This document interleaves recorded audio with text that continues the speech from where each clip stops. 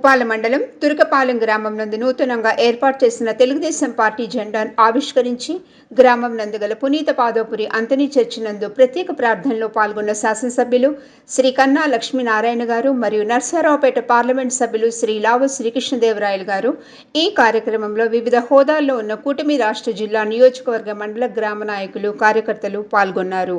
నర్సారావుపేట ముస్లిం కబ్రస్థాన్లో స్వచ్ఛత కార్యక్రమంలో పాల్గొన్న నర్సారావుపేట ఎమ్మెల్యే డాక్టర్ చదలవాడ అరవింద్ బాబు, ముస్లిం సంఘాల నాయకులు మరియు ముస్లిం పెద్దలు మరియు టీడీపీ నాయకులు పాల్గొన్నారు.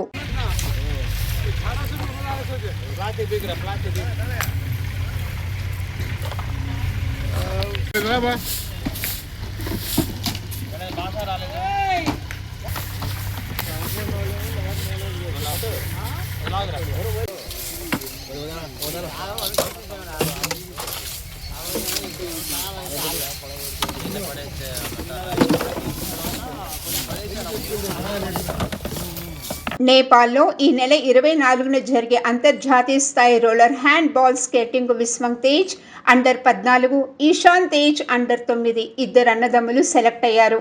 మేడ్చల్ జిల్లా చెంగిచెర్ల క్రాంతి కాలనీకి చెందిన ఒకే కుటుంబంలో ఇద్దరు చిచ్చర్ పిడుగులు roller hand ball skating select అయ్యారు. జిల్లా స్థాయి, రాష్ట్ర స్థాయిలో అనేక పథకాలు సాధించిన విశ్వంగ్ తేజ్, ఈశాన్ తేజ్ తల్లిదండ్రులు సంధ్య, రాములు మాట్లాడుతూ కోచ్లు సయ్యద్ ముక్తార్, అబ్దుల్ రాకీబ్ ఆధ్వర్యంలో మా పిల్లలు తెలంగాణకు, ఇండియాకు పేరు తెచ్చిపెడతారని, తెలంగాణ ప్రభుత్వ సహకారం ఉంటే ఇంకా అనేక పథకాలు సాధిస్తారని ఆశాభావం వ్యక్తం చేస్తున్నారు.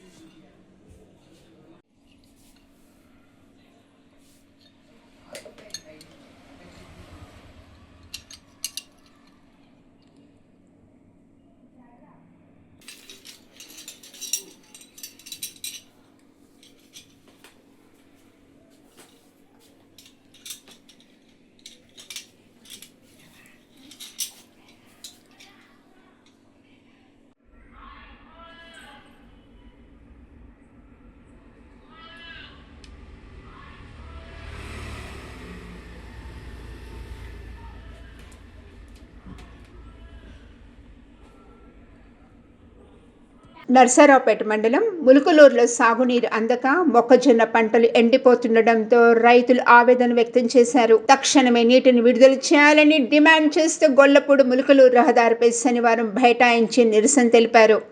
రైతులను కాపాడాలి అంటూ పెద్దపెట్టి నినాదాలు చేయడంతో వాహనాల రాకపోకలు నిలిచిపోయాయి.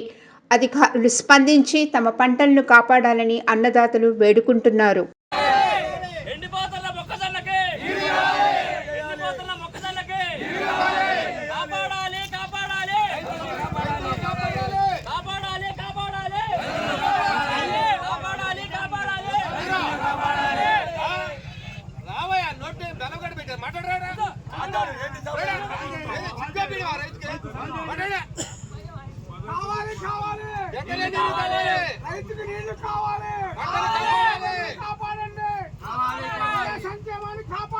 సంవత్సరాల బట్టి జనవరిలో కాలం కట్టేయడం లేదు, ఇప్పుడే జరిగింది. కూటమి ప్రభుత్వం రైతులను ఆలకించాలి. కష్టపడి గెలిపించుకున్న కూటమి రైతుల్ని గుర్తించాలి, రైతుల్ని గుర్తించాలి, రైతుల్ని గుర్తించాలి, రైతుల్ని కాపాడాలి, నీరు విడుదల చేయాలి, నీరు విడుదల చేయాలి, కాపాడాలి రైతుల్ని. ఒక్క పంట వేసుకున్న మొక్కజొన్నని కాపాడాలి. రైతే ఎన్నెముక, రైతు లేకపోతే రాజ్యం లేదు. నాయకులు ఆలకించాలి, ఎమ్మెల్యేలు గుర్తించాలి, రైతుల్ని మీ అందరికీ ఓట్లేసి గెలిపించినందుకు మమ్మల్ని గుర్తించాలి, రైతుల్ని కాపాడాలి.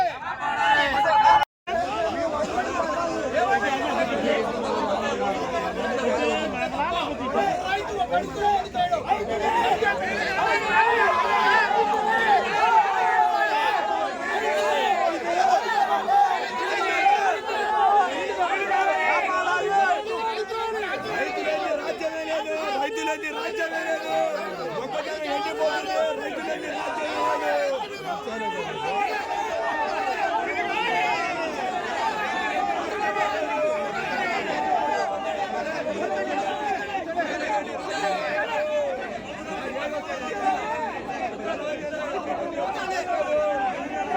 హైదరాబాద్లో హాట్ ఎయిర్ బెలూన్ అత్యవసర ల్యాండింగ్ ఘటన కలకలం రేపింది.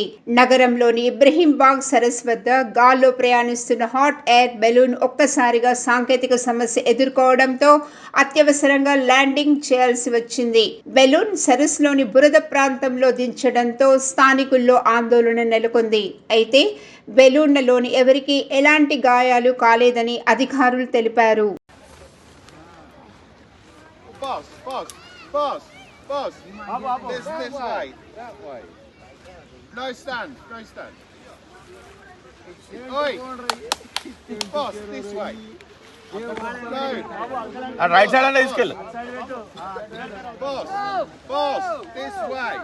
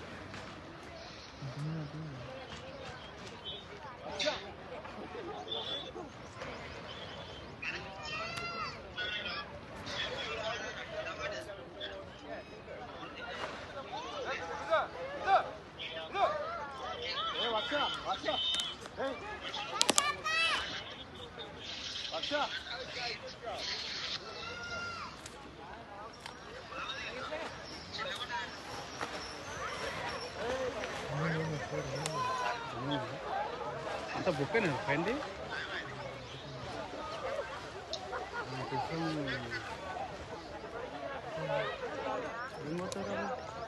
రాష్ట్ర ప్రభుత్వం మున్సిపల్ ఎన్నికల నిర్వహణకు వేగంగా అడుగులు వేస్తోంది. ఇందులో భాగంగా తాజాగా మేయర్, మున్సిపల్ చైర్పర్సన్ పదవుల రిజర్వేషన్లు ఖరారు చేసింది. పురపోరుకు త్వరలో నగరామోగనున్నది. ఈ మేరకు అధికారులు ఏర్పాట్లు చేస్తున్నారు. ఇప్పటికే ఓటర్ జాబితా ప్రకటించారు. వార్డుల వారీగా రిజర్వేషన్లు జిల్లాల్లో అధికారులు శనివారం లక్కీ డ్రా ద్వారా ఖరారు చేశారు. తాజాగా ప్రభుత్వం మేయర్, చైర్పర్సన్ పదవుల రిజర్వేషన్లు విడుదల చేసింది. మహిళలకు 50% పదవులు కేటాయించింది.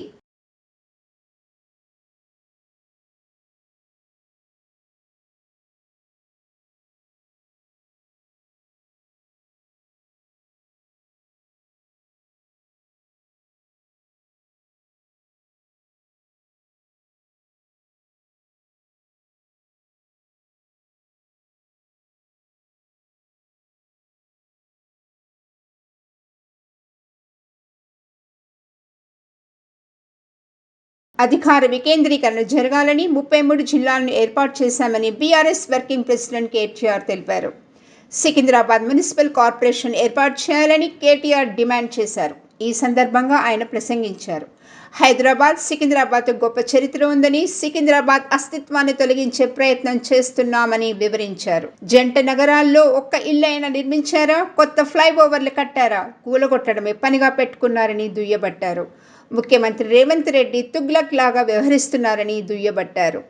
కేసీఆర్ గారి నాయకత్వంలో అధికార వికేంద్రీకరణ జరగాలి అని చెప్పి, ప్రజల దగ్గరికి పాలన పోవాలి. ప్రజాపాలన అంటే నిజమైన నిర్వచనం ప్రజల దగ్గరికి ఎంత సన్నిహితంగా పాలన ఉంటే అంత మంచిదని చెప్పి 10 జిల్లాల తెలంగాణని 33 జిల్లాలు చేసుకున్నాం. కొత్త రెవెన్యూ డివిజన్లు ఏర్పాటు చేసుకున్నాం. కొత్త మున్సిపాలిటీలు, కొత్త మండల కేంద్రాలు, అట్లాగే తాండాలు గ్రామ పంచాయతీలుగా అట్లా కేసీఆర్ గారి నాయకత్వంలో ప్రజల దగ్గరికి పరిపాలన తీసుకొని పోయే ప్రయత్నం చేసినాం. హైదరాబాద్ మహానగరంలో కూడా గతంలో 24 సర్కిల్ ఉంటే గ్రేటర్ హైదరాబాద్ మున్సిపల్ కార్పొరేషన్లో 30 సర్కిళ్లకు పెంచుకున్నాం. గతంలో 4 జోన్లు ఉంటే 6 జోన్లు చేసుకున్నాం. ప్రతి జోనల్ కమిషనర్కి ప్రతి డిప్యూటీ కమిషనర్కి శాంక్షన్ లిమిట్స్ పెంచుకున్నాం. అంటే ఇవన్నీ చేసుకున్నాం, కానీ హైదరాబాద్ అస్తిత్వాన్ని మాత్రం మేము ముట్టుకోలేదు. హైదరాబాద్ అస్తిత్వాన్ని దెబ్బతీసే ప్రయత్నం చేయలేదు. ఎందుకంటే హైదరాబాద్ అనేది ఒక హైదరాబాద్ ప్రజలకు సంబంధించి కాదు, తెలంగాణ ప్రజలందరికీ గర్వకారణమైన ఒక ఐడెంటిటీ హైదరాబాద్, సికింద్రాబాద్ జంట నగరాలు అంటే మనం చిన్నప్పటి నుంచి వింటున్న మాట. అట్లాంటిది ఇవాళ ఈ తుగ్లక్ ముఖ్యమంత్రి ఆయన తీసుకున్న ఒక నిర్ణయం వల్ల సికింద్రాబాద్కు ఒక ఐడెంటిటీ అనేది లేకుండా, ఒక అస్తిత్వం అనేది లేకుండా సికింద్రాబాద్ని శాశ్వతంగా చరిత్ర పుటలకి మరి పరిమితం చేసే విధంగా ఈ ముఖ్యమంత్రి, ఈ ప్రభుత్వం తీసుకున్న ఒక నిర్ణయాన్ని వ్యతిరేకిస్తూ, ఒక రాజకీయ పార్టీ కాదు, సికింద్రాబాద్లోని అన్ని వర్గాల ప్రజలు ఒకటై, దానిలో అక్కడ ఉన్న ప్రజాప్రతినిధులంతా మా వాళ్ళు. సికింద్రాబాద్ ఎమ్మెల్యేగా పద్మారావు గారు ఉన్నారు, సనత్ నగర్కి శ్రీనివాస్ యాదవ్ గారు ఉన్నారు, అట్లాగే మరి మా నాయకులందరూ ఎమ్మెల్యేలు, ఎమ్మెల్సీలు ఉన్నారు. వారందరినీ కూడా వారు ఆహ్వానించారు.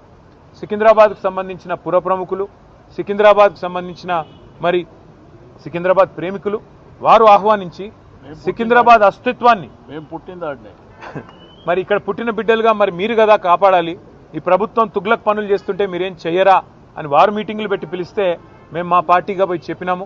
ఏం చెప్పాము? ఈ జంట నగరాలు జోడెద్దులు, ఈ జంట నగరాలకు స్పెషల్ ఐడెంటిటీ ఉన్నది. లష్కర్ అంటారు, పట్నం అంటారు. ఇట్లాంటి అస్తిత్వాన్ని దెబ్బతీయకండి, అనవసరంగా తుగ్లక్ పనులు చేయకండి. మీకు అధికారం ఇచ్చింది 6 గ్యారంటీలు అమలు చేయమని, మీకు అధికారం ఇచ్చింది 420 హామీలు ఏవైతే మీరు చెప్పారో అమలు చేయమని, మీకు అధికారం ఇచ్చింది బీసీలకు 1,00,000 కోట్లు పెడతామని మీరు చెప్తే దాన్ని నమ్మించినారు. మీకు అధికారం ఇచ్చింది ఎస్సీలకు, ఎస్టీలకు కేసీఆర్ గారు 10 లక్షలు ఇస్తున్నాడు దళిత బంధు, నేను 12 లక్షలు ఇస్తానంటే నమ్మి మీకు ఇచ్చారు. మరి 2 ఏళ్ళు అయింది. హైదరాబాదు, సికింద్రాబాదు ఈ జంట నగరాల్లో ఒక ఇల్లు కట్టినావా? కనీసం ఒక ఇటుక పెట్టినావా? ఈ 2 ఏళ్లలో ఒక్క ఇల్లు కనీసం 2 ఏళ్ళు అయిపోయింది, చేయలేదు, మంజూరు చేయలేదు. ఒక్క కొత్త రోడ్ వేసినావా? ఒక్క కొత్త ఫ్లైఓవర్ కట్టినావా? ఏదీ లేదు. ఉన్నవి కూలగొట్టుడు తప్ప కట్టిందైతే ఏం లేదు. ఆ కూలగొట్టే క్రమంలో విధ్వంసం మాత్రమే తెలిసిన ఈ ముఖ్యమంత్రి ఇవాళ సికింద్రాబాద్ అనే పదాన్నే లేకుండా విధ్వంసం చేసే ఆలోచన చేస్తుంటే దాన్ని ప్రతిఘటిస్తూ ఇవాళ సికింద్రాబాద్ పెద్దలందరూ కలిసి ఒక శాంతి ర్యాలీ అని పెట్టుకున్నారు. దానికి మమ్మల్ని అందరినీ ఆహ్వానిస్తే ఇవాళ ఉదయం అందరం తెలంగాణ భవన్లో సమావేశం అవుదాం, ఇక్కడ సమావేశమై మన గౌరవ ప్రజాప్రతినిధులందరం కూడా కలిసికట్టుగా పోదాం, సంఘీభావం చెప్దామని చెప్పి మేమందరం ఇక్కడ చేరుకున్న తర్వాత మాకు తెలిసింది శ్రీనివాస్ యాదవ్ గారిని హౌస్ అరెస్ట్ చేసే ప్రయత్నం చేస్తున్నారు, పద్మారావు గారిని హౌస్ అరెస్ట్ చేసినారు, మిగతా మన కార్పొరేటర్లని, మిగతా మా నాయకులని దాదాపు 8,000 మంది మా సోదరులని, సోదరిమణులని ఎక్కడి వాళ్ళని అక్కడ అరెస్టులు చేస్తూ ఉన్నారని చెప్పి ఇక్కడికి వచ్చిన తర్వాత తెలిసింది. అందుకే నేను ఈ తుగ్లక్ ముఖ్యమంత్రి గారికి చెప్పేది ఒకటే, మీ అధికారం అపరిమితం అని మీరు అనుకుంటున్నారు. అధికారం 5 ఏళ్లకు ఒకసారి ప్రజలు రెన్యూ చేస్తే మళ్ళీ వస్తుంది తప్ప మీ ఇష్టం ఉన్నట్టు తుగ్లక్ పనులు చేస్తూ పోతుంటే అధికారం ఎవరికి శాశ్వతం కాదనేది ముఖ్యమంత్రి గారు గుర్తుపెట్టుకోవాలి. టీమిండియా మాజీ captain star batter Virat Kohli కీలక మ్యాచ్కు ముందు దైవదర్శనం చేసుకున్నాడు. మధ్యప్రదేశ్లోని ఉజ్జయినిలో ఉన్న ప్రఖ్యాత మహాకాళేశ్వర్ ఆలయాన్ని శనివారం ఉదయం సందర్శించాడు. అతడి వెంట సహచర ఆటగాడు స్పిన్నర్ కుల్దీప్ యాదవ్ కూడా ఉన్నాడు. ఇద్దరు కలిసి తెల్లవారుజామున జరిగే పవిత్ర భస్మహారతిలో పాల్గొని మహాకాళేశ్వరుడికి ప్రత్యేక పూజలు నిర్వహించారు.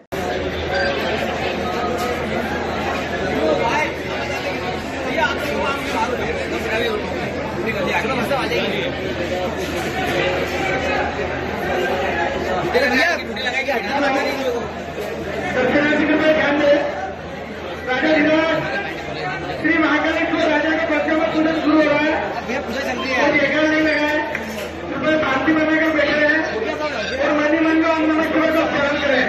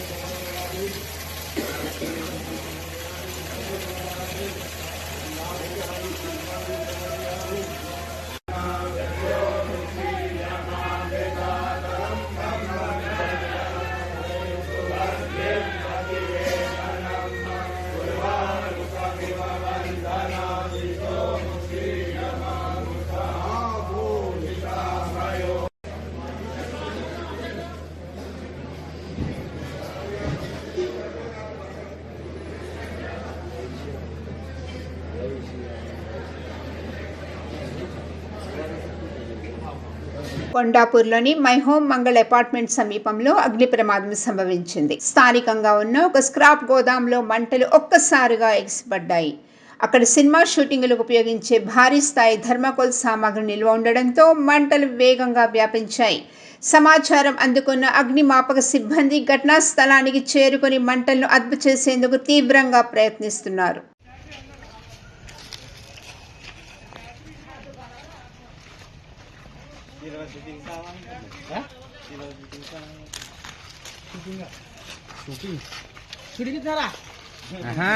సినిమా షూటింగ్ సామాన్ అడిపోయిందంట అంటున్నా.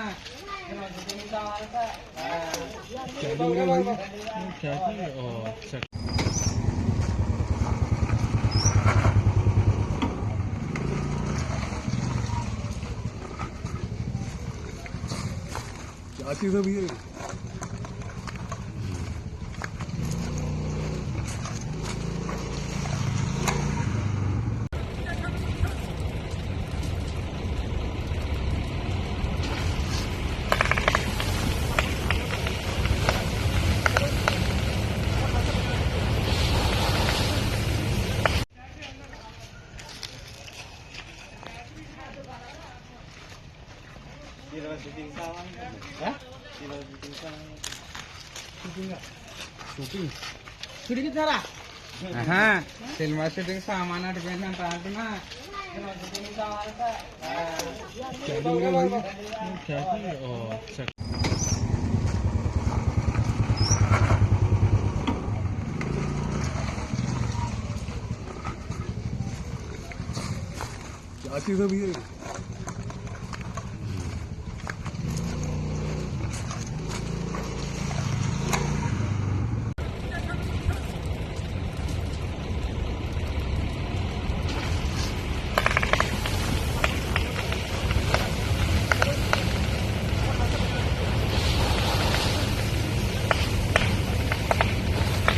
ఆంధ్రప్రదేశ్ దేశానికి గ్రీన్ హైడ్రోజన్ హబ్గా నికర హరిత ఇంధన ఎగుమతి రాష్ట్రంగా తీర్చిదిద్దడమే తమ ప్రభుత్వ లక్ష్యమని ముఖ్యమంత్రి చంద్రబాబు స్పష్టం చేశారు. ఈ దిశగా మరో చరిత్రాత్మక ముందడుగు పడిందని ఆయన ప్రకటించారు. కాకినాడలో ఏఎం గ్రీన్ సంస్థ ఏర్పాటు చేస్తున్న 1.5 మిలియన్ టన్నుల సామర్థ్యం గల గ్రీన్ అమోనియా ప్రాజెక్టు పరికరాల ఏర్పాటు కార్యక్రమం శనివారం ప్రారంభమైందని తెలిపారు. ఈ చారిత్రాత్మక కార్యక్రమంలో తాను ఉప ముఖ్యమంత్రి పవన్ కళ్యాణ్ పాల్గొన్నామని ముఖ్యమంత్రి తన ప్రకటనలో పేర్కొన్నారు. ఈ జిల్లాలో పక్కనే మీరు చూస్తే జగ్గన్న తోటలో ప్రబల తీర్థ ఉత్సవాలు మన ట్రెడిషన్ ని ప్రతిబింబించే విధంగా, మన సాంప్రదాయాలన్నీ కూడా గుర్తు చేసుకునే విధంగా బ్రహ్మాండంగా ఈ ఉత్సవాలు జరిగాయి. ఒక పక్క ట్రెడిషన్ కాపాడుకుంటూ ఈ రోజు టెక్నాలజీ ప్రపంచంలోనే మొట్టమొదటిసారిగా లార్జెస్ట్ గ్రీన్ అమోనియా మన తెలుగువాడు అనిల్ అదే మరి మహేష్ కలిసి ఏఎం గ్రీన్ కో ఈ రోజు ఏర్పాటు చేస్తున్నారంటే ఇది ఒక చరిత్ర. మామూలుగా మనకు ఒక అలవాటు ఉండేది, ఏదైనా ఒక ఇండస్ట్రీ పెట్టాలంటే ఒక రైస్ మిల్ పెడితే ఊర్లో వాళ్ళందరూ రైస్ మిల్ పెట్టేవాళ్ళు. కానీ ఈ రోజు ఆ విధంగా కాకుండా వినూత్నమైన ఆలోచనలతో ఇన్నోవేషన్ తో ముందుకొచ్చారు. దీనికి మనస్ఫూర్తిగా ఇద్దరిని ప్రమోటర్స్ ని, వారికి సహకరిస్తున్న ప్రతి ఒక్కరిని మనస్ఫూర్తిగా అభినందిస్తున్నాం. Malkajgiri commissionerate, Medipally police station పరిధి చెంచర్ల కనకదుర్గ నగర్ కాలనీ, అనుశక్తి నగర్ కాలనీలో పండగ సమయంలో దొంగలు హల్చల్ చేశారని తెలుసుకున్న federation welfare association chairman doctor Rapol Ramulu ఆధ్వర్యంలో కాలనీ వాసులను పరామర్శించారు. సంక్రాంతి పండుగ సందర్భంగా కాలనీలలో కొందరు సొంత గ్రామాలకు వెళ్లిన సమయంలో దొంగలు బీభత్సం సృష్టించారు. ఫెడరేషన్ తరపున ఆదుకుంటామని, తగిన న్యాయం జరిగేలా చూస్తామని కాలనీ వాసులకు భరోసా ఇచ్చారు. దొంగలను త్వరగా పట్టుకోవాలని, బాధితులకు తగిన సహాయం చేయాలని ఫెడరేషన్ తరపున డిమాండ్ చేశారు.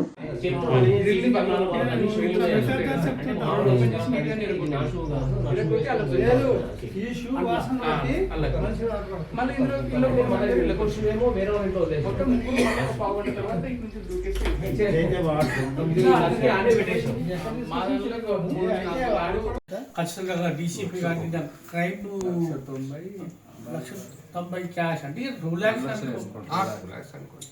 17 తులాల 19 తులాలు. మా తాతమ్మ గారు చనిపోయారు. ఆవిడ బంగారం 30 గ్రాములు వచ్చింది. దాంతో మా పాపకి చీటీ పడి ఒక హారం కొందాము, నెక్లెస్ కొందాము, హారం కొందామని ఉంచాము. ఇలా వస్తే రండి, మీరు వచ్చినప్పుడు తీసుకురండి నాతో ఎందుకని చెప్పాను. నేను రాలేదు, మమ్మల్ని తీసుకొచ్చేటప్పుడు వచ్చినప్పుడు తెస్తానులే అన్నారు. అంటే నేను పిల్లలతో జర్నీ చేస్తాను కదా, మగవాళ్ళు అయితే మంచి తెస్తారు కదా అని నేను మీరు వచ్చినప్పుడు పట్టుకురండి అన్నా.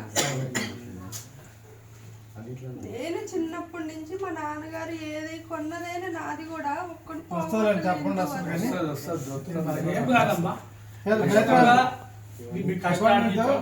తప్పకుండా రామరావు గారు ఆయన ఈ 2 కాలంలో జరిగిన విషయాల్లో తప్పకుండా న్యాయం జరుగుతుంది. ఉన్నాయి సార్ అన్ని చిన్న చిన్న ఎంగేజ్మెంట్ రింగులు పిల్లలు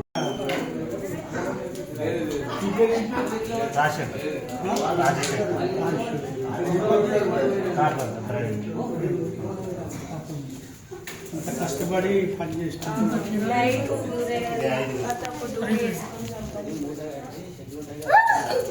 కష్టపడి సంపాదించిన డబ్బులు ఏం కాదు. కారు గడిపి అరగడిపి ఇల్లు గడిపి కాయ కష్టం చేసి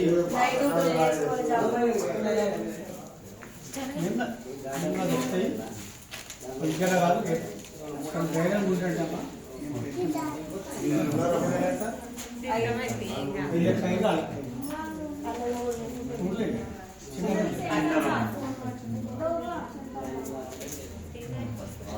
మౌనిక మీ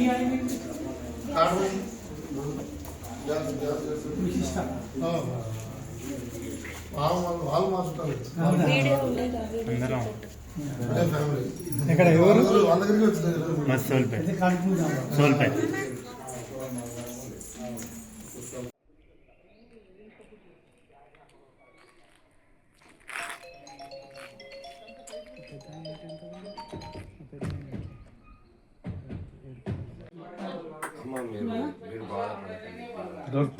ఎట్లా నల్లగా ఎట్లా అంటే చూడాలి.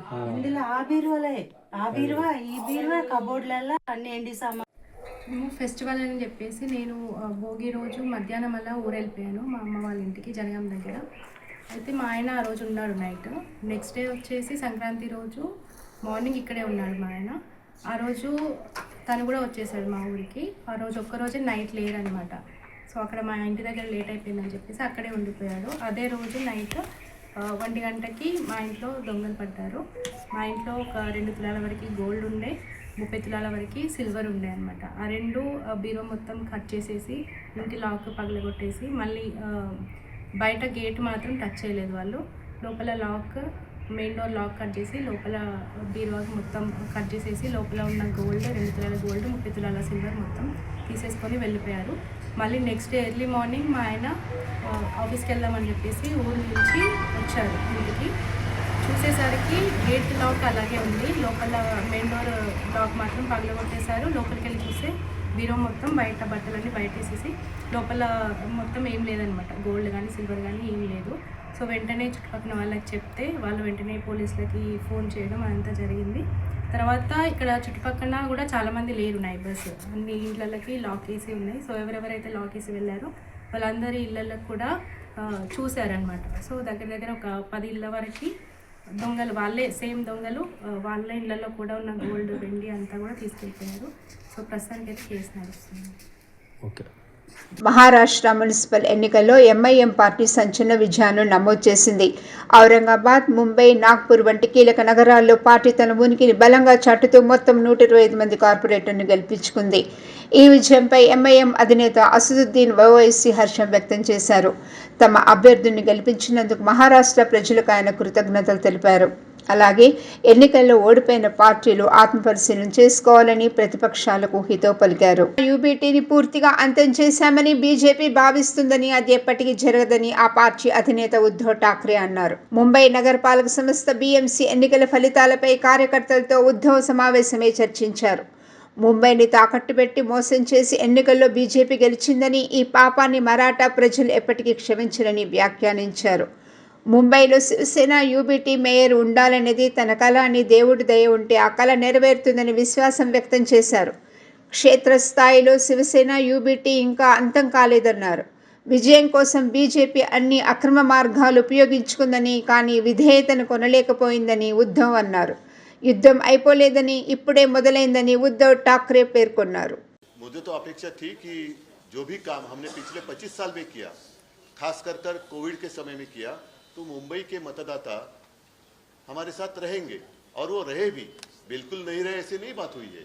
और खास कर मराठी इलाका जो है, वहाँ के सारे मराठी जो जनता है वो हमारे साथ है ही, और साथ ही साथ कोई नॉन महाराष्ट्रियन भी है, अन्य धार्मिक भी है, वो भी हमारे साथ है। अपेक्षा तो और थी ही, अगर हमारे 100 भी आ जाते तो लगता अरे और 25 आने चाहिए थे। तो ये तो हमेशा रहेगी और रहनी चाहिए, इसलिए तो काम करना पड़ता है। సంగారెడ్డిలో మరోసారి ఎమ్మెల్యేగా పోటీ చేయాలని కాంగ్రెస్ సీనియర్ నేత జగ్గారెడ్డి ప్రకటించారు. సంగారెడ్డిలో ఓటమిని జీవితంలో మర్చిపోలేనిదిగా వ్యాఖ్యానించారు. సంగారెడ్డిలో ఇళ్ల జాగా లేని పేదలతో టీజీఐఏసీ చైర్పర్సన్ నిర్మల, జగ్గారెడ్డితో పాటు మాజీ ఎమ్మెల్యే జగ్గారెడ్డి సమావేశమయ్యారు. అక్కడ జగ్గారెడ్డి కీలక వ్యాఖ్యలు చేశారు. సంగారెడ్డిలో రాహుల్ గాంధీ ప్రచారం చేసినా ఓడించారంటూ తీవ్ర ఆవేదనకు గురయ్యారు. ఓటమికి కారణం పేదలు కాదు, ఇక్కడ మేధావులు, పెద్దలంటూ ఆగ్రహం వ్యక్తం చేశారు. రాష్ట్రంలో ఎక్కడైనా ప్రచారం చేస్తా కానీ సంగారెడ్డిలో ప్రచారం చేయనంటూ జగ్గారెడ్డి వ్యాఖ్యలు చేయడం ప్రాధాన్యతను సంతరించుకుంది. ఈ గంజి మైదాన్లో ఇందిరాగాంధీ వచ్చింది. ఈడ ఇది ఆ డయాస్ మీద మీరు చూసిరు ఎవరైనా ఇందిరాగాంధీ ఈడ చేతులు ఎప్పుడు ఇందిరాగాంధీ ఈడికి వచ్చింది మాట్లాడింది? ఇందిరాగాంధీ ఇదే గంజి మైదాన్లోకి వచ్చి ఈడ మాట్లాడింది. ఎప్పుడు ఆమె ఎంపీ ప్రైమ్ మినిస్టర్, ఆయన మన్మడు రాహుల్ గాంధీ ఈడికి వచ్చిండు, రాష్ట్రం వచ్చిండు, నా దగ్గరికి స్పెషల్గా వచ్చిండు, నా కోసం స్పెషల్గా వచ్చిండు. ఆయన వచ్చిండు, ఈయన నిలబడ్డాడు, దగ్గర తీసుకున్నాడు. ఇది మీరు ఇట్లా అందరు కూర్చున్నారు. కానీ ఒక ఇందిరాగాంధీ మన్మడు రాహుల్ గాంధీ గంజి మైదానికి వచ్చినాక జగ్గారెడ్డిని సంగారెడ్డి ప్రజలు ఓడగొడితే ఏమన్నా అర్థం ఉందా? ఇదేమన్నా ఉందా? మీరే చెప్పండి, మీరు చెప్పండి. ఎక్కడ ఇందిరాగాంధీ, ఎక్కడ ఆయన మన్మడు రాహుల్ గాంధీ గంజి మైదానికి వచ్చి జగ్గారెడ్డి మీద భుజం చేయేస్తే సంగారెడ్డి పబ్లిక్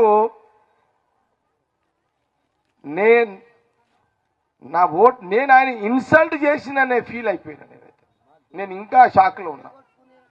నేను రాహుల్ గాంధీ గంజి మైదానికి వచ్చినాక నేను రాహుల్ గాంధీ ఇన్సల్ట్ చేసిననే ఫీలింగ్ ఉన్నా. అందుకే ఇక సంగారెడ్డిల జీవితంలో ఎమ్మెల్యేగా పోటీ చేయొద్దని డిసైడ్ చేసుకున్నా. ఇక చెయ్య సంగారెడ్డి నియోజకవర్గంలో జీవితంలో ఎమ్మెల్యేగా పోటీ చేయాలి. నేను ఎంత పెద్ద అవమానం. ఒక్క ఇందిరాగాంధీ మన్మడు సంగారెడ్డికి వచ్చిన తర్వాత జగ్గారెడ్డి కోసం భుజం మీద చేసిన ఒక రాహుల్ గాంధీ ముందు ఎక్కడ పోయారు? సంగారెడ్డి ఏం ఆలోచన చేసిర్రు? మేధావులు ఎక్కడ పోయారు? చదువుకున్న వాళ్ళు ఎక్కడ పోయారు? తమిళనాడులో సంప్రదాయ జల్లికట్టు క్రీడలు కొనసాగుతున్నాయి. మదురైలో అలంగనల్లూరులో యువత ఉత్సాహంగా ఎద్దులను నియంత్రించేందుకు పోటీపడ్డారు. మాజీ మంత్రి సి విజయ్ భాస్కర్ కు చెందిన ఎద్దు, నటుడు సూరికి చెందిన ఎద్దును ఎవరూ ఆపలేకపోవడంతో వాటికి బంగారు నాణాలు దక్కాయి.